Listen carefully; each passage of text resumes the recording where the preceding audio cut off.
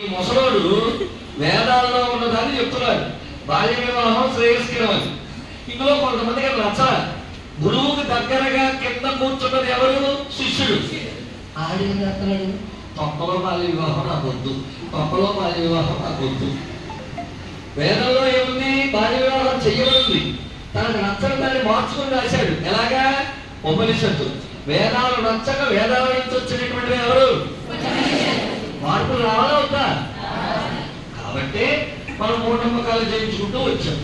కాబట్టి గురువు రాసినటువంటిదేమో వేదం, శిష్యుడు రాసిందేమో మార్పులకు తగినట్టుగా వచ్చినవే ఎవరు? ఉపనిషత్తులు అనే పేరుతో చెప్పుకోవచ్చు. సంతోషం. ఇవి కూడా అయిపోయింది. ధర్మశాస్త్ర విద్య. ధర్మశాస్త్ర విద్య అంటే ఏంటి? వేద విద్య వేదాలు, ఉపనిషత్తు విద్య ఉపనిషత్తులు, ధర్మశాస్త్ర విద్య దేని ఆధారంగా? మనిషికి ఎప్పుడు కూడా పాఠ విషయాలు మార్చడం మీద చాలా ఆసక్తి ఉంటుంది. ఆ ఆసక్తి ఇలా తీసుకొచ్చింది. వేదాలు అంతా ఏం తెచ్చుకున్నాం? ఎక్కడి నుంచి సమాజం తగులుబాజీ పరిస్థితికి వెళ్ళింది. ధర్మశాస్త్రం ఇక్కడ చూడు. ఉపనిషత్తులో బ్రాహ్మణ బతికాడు.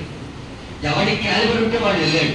కానీ ధర్మశాస్త్రం అలా నువ్వు ఐరన్ పని చేసేవాడు, నువ్వు చెక్క పని